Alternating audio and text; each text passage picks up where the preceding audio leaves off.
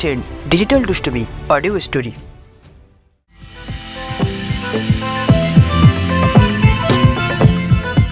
নমস্কার, ডিজিটাল দুষ্টুমিতে আজকের গল্প হলো সুকুমার রায়ের লেখা সব জানতা দাদা। সুকুমার রায় ছিলেন জনপ্রিয় বাঙালি সাহিত্যিক, যিনি তার শ্রেষ্ঠ গল্পের মাধ্যমে বাঙালির ঘরে ঘরে মন জয় করেছেন। বিশ্ব সাহিত্য সৃষ্টিতে বাঙালি লেখক সুকুমার রায়ের অবদান অনস্বীকার্য। তিনি বিশেষত কলম ধরেছেন ছোটদের মনোরঞ্জনের জন্য। তাছাড়াও হাস্যকৌতুক গল্প সবারই শুনতে ভালো লাগে। আজকে সেরকমই একটি গল্প নেওয়া হয়েছে সুকুমার রায়ের গল্প সমগ্র বই থেকে। এই হাসির এবং মজাদার গল্পে দেখা যায় যে একটি দাদা, যে নিজেকে সবজান্তা বলে মনে করে, সে তার ছোট ছোট ভাই বোনদের ওপর বিদ্যা জাহির করে নিজের সম্মান বাড়াতে চায়। যদিও বয়সের পার্থক্য খুব একটা বেশি নেই, তবুও সবজান্তা দাদা দেখাতে চায় ভাই বোনদের তুলনায় বুদ্ধিতে ও অভিজ্ঞতায় অনেক বিজ্ঞ। অতএব গল্পের প্রধান চরিত্র হলো সবজান্তা দাদা। এবার শুরু হচ্ছে সবজান্তা দাদা। এই দেখ বেবি, কিরকম করে হাওয়ায় চড়তে হয়, দেখ দেখ। পরে যে রাজু মামাকে ডাকতে যাচ্ছিলি কেন? রাজু মামা না হলে বুঝি হাওয়ায় ছোটনা যায় না? দেখ। দাদার বয়স প্রায় বছর 10 হবে। টেপির বয়স মোটে 8। অন্যান্য ভাই বোনেরা আরও ছোট, সুতরাং দাদার দাদাগিরির আর অন্ত নেই। দাদাকে হাওয়াই ছাড়তে দেখে টেপির বেশ একটু ভয় হয়েছিল, পাছে দাদা হাওয়াইয়ের তেজে উড়ে যায়। কিন্তু দাদার ভরসা দেখে তারও একটু ভরসা হলো। দাদা হাওয়াইটাকে হাতে নিয়ে একটুখানি বেঁকিয়ে ধরে বিজ্ঞের মতো বলতে লাগলো, এই যে এই সলতের মতো দেখছিস, এই যে এইখানে আগুন ধরাতে হয়। সলতেটা জ্বলতে জ্বলতে যেই হাওয়াই ভসভস করে ওঠে, অমনি ঠিক সময়টি বুঝে এই এই এই এমনি করে হাওয়াইটিকে ছেড়ে দিতে হয়। এইখানেই হচ্ছে আসল বাহাদুরি।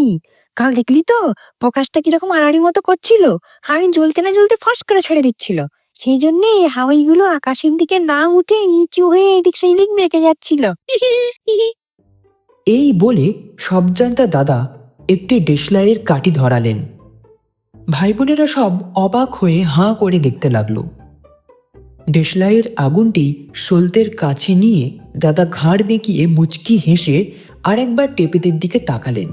ভাবখানা এই, আমি থাকতে রাজু মামা ফাজু মামার দরকার কি? হঠাৎ বিভৎস শব্দ।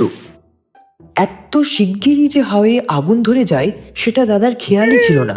দাদা তখনও ঘাড় বেঁকিয়ে হাসি হাসি মুখ করে নিজের বাহাদুরির কথা ভাবছেন। কিন্তু হাসিটি না ফুরুতেই হাওয়াই যখন ফাঁস করে উঠল, তখন সেই সঙ্গে দাদার মুখ থেকেও হাউমাউ গোছের একটা বিকট শব্দ আপনা থেকেই বেরিয়ে এলো।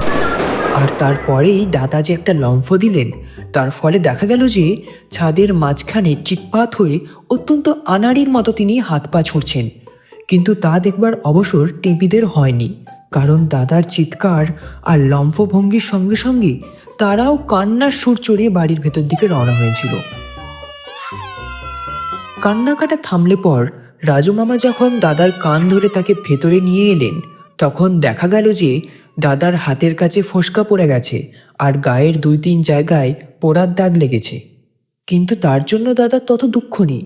তার আসল দুঃখ এই যে টেপির কাছে তার বিদ্যেটা এমন অন্যায়ভাবে ফাঁস হয়ে গেল।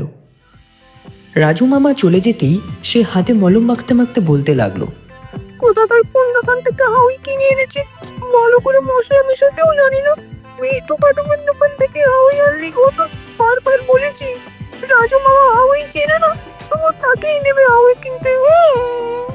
তারপর সে টেপিকে আর ভোলা ময়না আর খুকুনকে বেশ ভালো করে বুঝিয়ে দিল যে সে যে চেঁচিয়েছিল আর লাফ দিয়েছিল সেটা ভয় নয়, হঠাৎ ফুর্তির চোটে।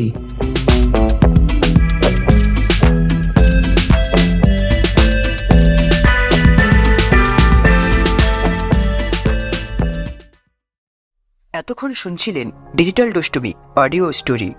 গল্পটি ভালো লাগলে একটি লাইক দেবেন এবং আমাদের চ্যানেলে নতুন হয়ে থাকলে চ্যানেলটিকে সাবস্ক্রাইব করে পাশে থাকা বেল আইকনে ক্লিক করতে অবশ্যই ভুলবেন না।